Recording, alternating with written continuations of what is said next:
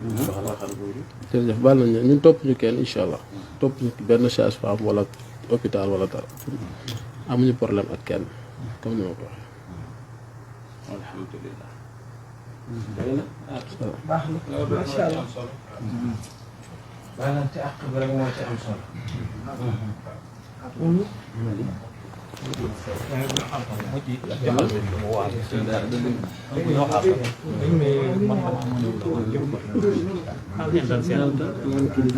kii mooy kilifa kër gi. moom it mooy kilifa kër gi.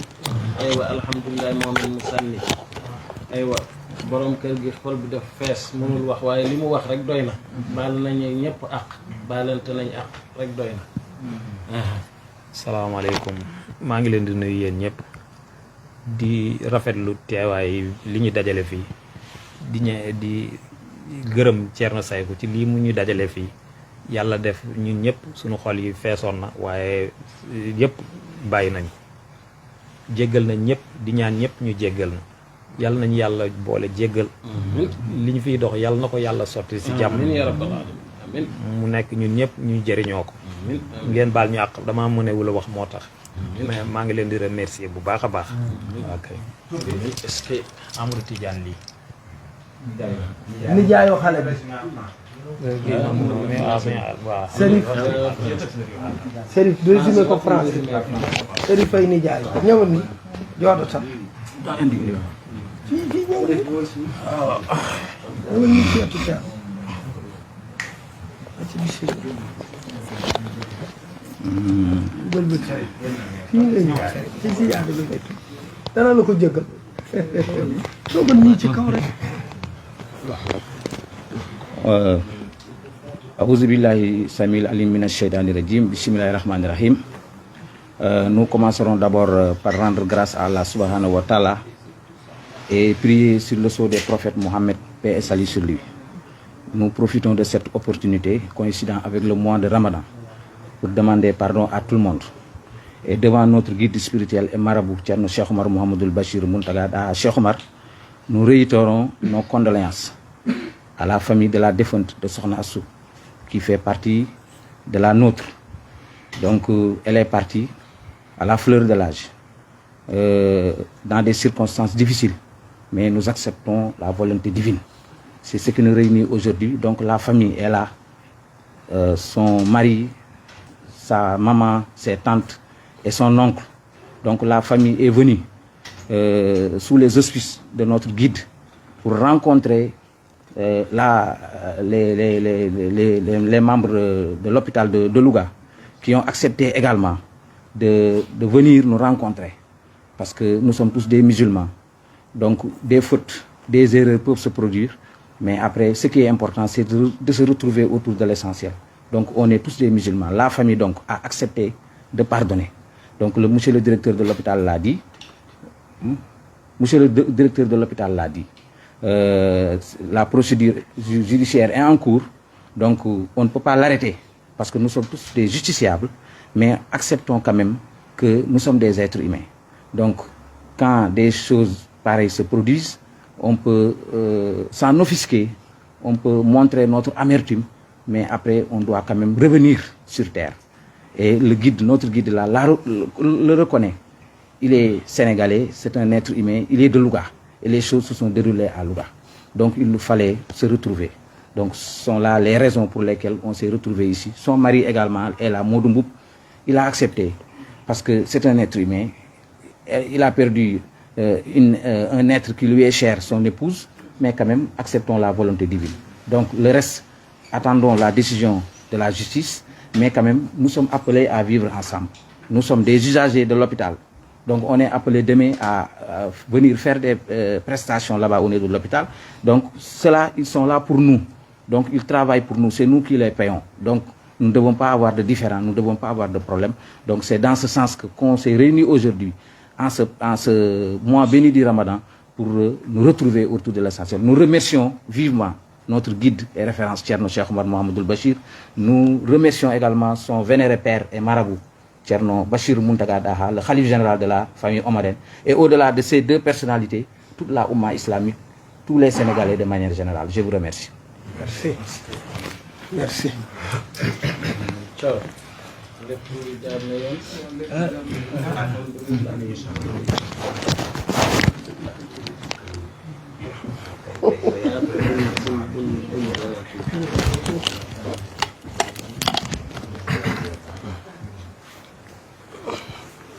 duggal bu baax.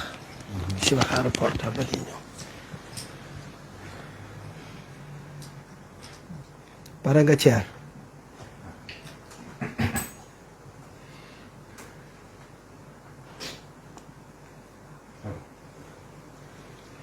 أعوذ بالله السميع العليم من الشيطان الرجيم بسم الله الرحمن الرحيم mbokki jullit yi mbokki Sénégal maa ngi leen di gërëm di leen sant di leen balu àq ci weeru koor bu tedd bi ñu nekk nga xamante ne weeru njëggal la weeru yërmande la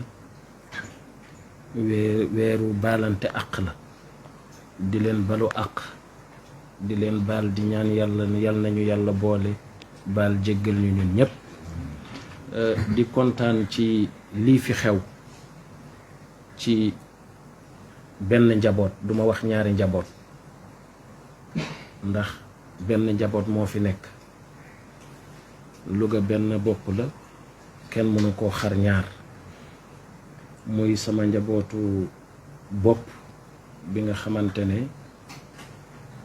Adja Faatu mi gaañu soxna Astu mi gaañu aywa njabootam sama njaboot la sama deret la yàlla def lii dal ci ñoom muy nattu nag kenn du ko raw ku nattu dal rekk da lay dal tamit ci hôpitalu Louga nga xamante ne ñoom it def nañ ci li ci war waaye su yàlla ñëwee kenn mënu ci dara di ñaan yàlla mi dara teewul yàlla yërëm ko te xare ko àjjana ndax man wóor na ma ne soxna si missionnaire la woon ndax li mel ni xew na ci hôpital yu bari waaye ni mu mel ni mosul am Sénégal yépp a yëngu kon day wane ne moom missionnaire la woon te lii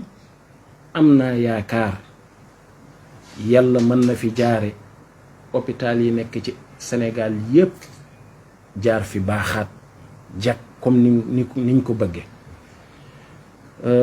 di gërëm directeur ak famille bi mu àndal yépp docteur yi personnel bi ñoom ñëpp di leen gërëm ci oyofte gi ak wàcce sa bopp yow directeur ak wax bu rafet bi wax boo xamante ne ku ko dégg day xam ne ci yàlla rek nga waxe ndax nit lu dara xew nga ne ñun ñooy assumer suñu responsabilité ci ñun la dal te dañ koy nangu loolu yombul ci kilifa kon nag yàlla moo am pay yàlla na la yàlla fay li waroon a am nag dafa war a am rek wax naa ko keroog ci biir yi wax ma ne sëriñ ak docteur ñoo nuroo sëriñ bi da ngay gis mu yor turu yàlla bu mag boo xamante ne kum ko defal lu la mën a dal da ngay wér waaye su yàlla soxlaa munoo ci dara li nga doon bind muy wér yàlla mooy yónni malaaka bi ne hee dawal kay li muy bind sama tur la te su ko bindee su ko defee ci kii rek mu jóg te kii maa ko soxla kon nag dawal nga rocci leer bi muy bind malaaka bi ñëw rocci leer bi soo bindee mu nekk daa kese soo ko defee ci nit ki mu gën a daanu docteur it noonu la day tiim ci nit yaakaar la ci am xotti opéré faj waaye lii wér du moom moo ko yor loxo bi doon wéral yàlla ne kii loxoom dama ko barkeel dama ci def leer dawal nga dindi leer bi mu opéré ba ni mu doon defe ba lépp pare waaye teewul boroomam alhamdulilah yàlla jël ko kon nag yàlla mooy rey du nit mooy rey sabab nag day am mooy comme li ñu def nii sabab exemple ñu ne amaana kii ñëw na comme niñ koy waxee am na luñ ci négliger walla nangam ñoom it wax dëgg yàlla koo yore mu ngi nekk ànd ak tension njëkk am doom bi dellu te lépp tension la ngeen jël ko en charge di ko jàppale ba mu ëmb ngeen suivre ko ba mu yegg ci cappaandaw gi yàlla defe nii kon nag dañuy nangu yàlla rek ndax kuy nanguwul yàlla rek di nga ko nangu ji ëllëg ndax lii dal soxna si yonent bi moo gën a foor ku ne waaye yàlla su ko doon baale mu baal yonent bi waaye baalul yonent bi def ko yóbbu kon nag ñu rafetal gi moom mooy ma ni en tant que kilifa diine su fekkee ne nekk naa ci dëkk bi gis lu mel nii xew ci sama njaboot ci ndigalu xalifa général kër Cheikh Oumar lii suñu warugar mooy dox ci tànk jàmm wax ci rafetal ko bu mu rafet tey nag li fi nekk dafa rafet personnel hôpital bi jëkkëram mu ngi nii yaayam mu ngi nii njabootam kii mooy seen kilifa kër ñoom ñëpp ñu ngi nii toog baalante nañ fi àq ñëpp gis kon nag nit ñi Sénégal nañu delloo ci seen xel xam ne lii yàlla moo ko dogal kenn mënu ci dara suñu paree nag hôpital yi maa ngi koy dalee nag ci njiitu réew mi ba ci ministère am nañu góorgóorlu ci hôpital yi maternité yi ni ñu mel war nañ leen a changer defaraat leen ndax santé lu ne santé la avant tout avant dara ndax su nit wérul doo tal dara te maternité yi niñ ko waxe wax dëgg yàlla laaj na ñu jàppale leen kon nag dama ci interpellé président aywa mu jàppale médecins yi ci Sénégal yépp mu jàppale tamit aussi hôpital yi ndax nit ki soo mënee faj it soo amul matériel boo fajee tamit aussi lu mel nii day am rek ndax démb rek maa ngi wax ak directeur ci lenn lu xóot lu mel nii xewoon na Linguère xewoon na feneen xanaa ci soxna si rek la ko yàlla génne waaye bëri woon na lu muy xew te li koy waral rek mooy toujours mooy accident te accident bi ñàkk matériel wala ñàkk yooyu kon nag ministre bi ak président maa ngi leen di interpréter nañu góorgóorlu jàppale waa Louga jàppale hôpital bi indi matériel ndax ñi fi nekk bëgg nañ liggéey waaye matériel amul kon nag ñu góorgóorlu ci di ñaan yàlla réew mi jàmm rek moo fi xej yàlla na yàlla defaat lépp jàmm di gërëm yaay ji ku gëm yàlla la ak boroom këram soxna Maymuna ndax léegi dégg ngeen waxu jullit la yàlla moo ma ko joxoon yàlla moo ko yóbbu nangu nañ jéggal nañ bàyyi nañ lépp jéggal nañ leen te yàlla tax ndax suñu kilifa gi toog loolu dafa rafet kon nag moom it dañ koy gërëm ñaanal ko yàlla lii dañ ci moom metti na de ku wax ne mettiwul waxoo dëgg metti na waaye nag lu metti la ñuy muñ yàlla nee na inna allaha maa as-sabirin man maa ngi ànd ak aji muñ képp ku muñ rek yàlla nee na maa ngi ànd ak yow kon muñam bi yàlla na ko yàlla wutu ci doomam bu tedd bi wutu ko borom këram bu tedd bi Moodu léegi ndeysaan xol bi dafa fees mënul woon wax